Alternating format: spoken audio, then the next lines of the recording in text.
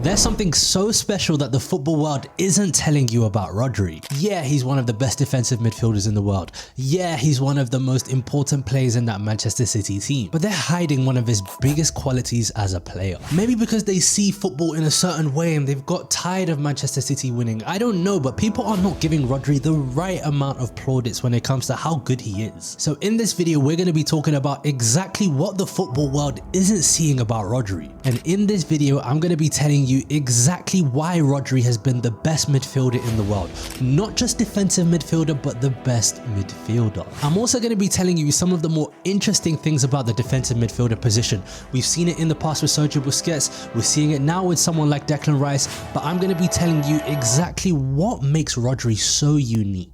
The first thing we need to do in this video is try to think of a comparison in the world to Rodri. But unfortunately, in the world right now, there is not a player that can even come close to the profile of Rodri. In the past, people would have compared him to the ability or the likes of Sergio Busquets, but they couldn't be further from each other. And yeah, I can understand the comparisons. They both played under Pep Guardiola. They're both Spanish. They both played in a treble winning team, but that's it. That's where the comparisons stop between them. Because when we talk about Sergio Busquets, his qualities came in receiving the ball. How many times do we see Busquets receive the ball and do an unbelievable turn to get away from pressure? Everything with Busquets is more static and forward facing. Busquets receives the ball, he turns like no one else has ever turned on the ball before and finds a cute little pass around the corner to Xavi or Iniesta. Sergio Busquets is likely seen as one of the best defensive midfielders to ever grace the game of football. The guy is a legend for everything that he's done with his national team alongside Barcelona. And then I see a lot more comparisons today who's better between Rodri and Declan Rice. Now, Arsenal have been great this season and Declan Rice is a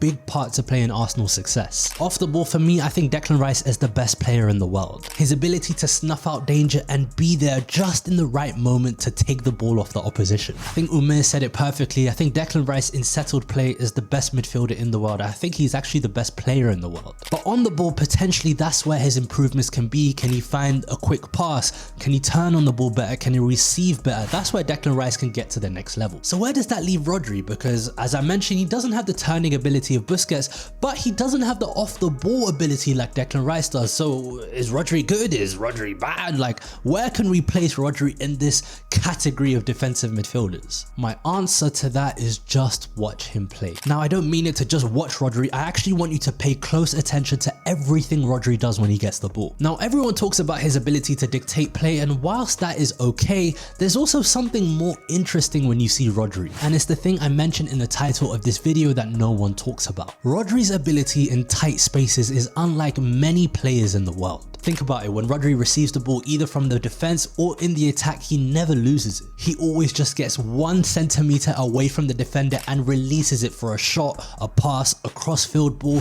He always makes the right decision. It's kind of in a similar way to Andres Iniesta. Look, I'm not comparing them their ability because Iniesta is one of the best midfielders to ever play the game of football.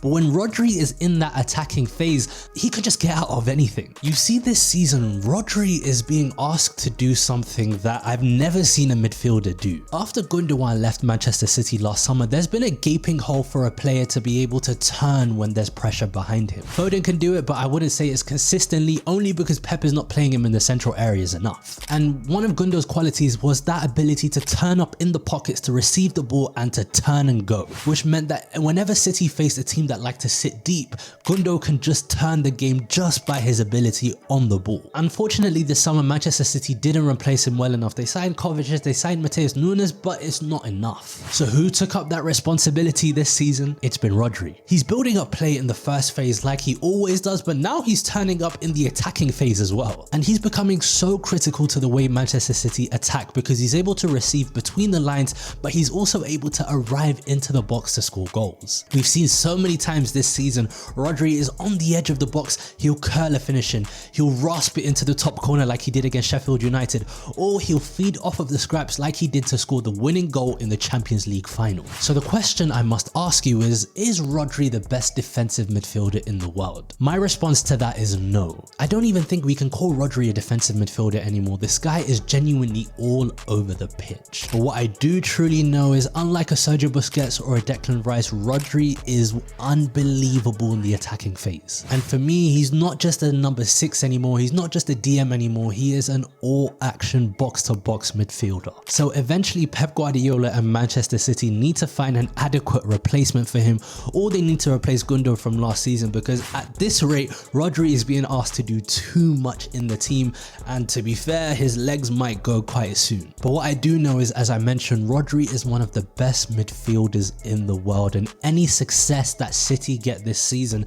a big part of it has to be due to Rodri. That's why I think people haven't been talking about Rodri in the right way this season. If you like this video, please subscribe. I'll see you very soon for another consistent upload. Take care.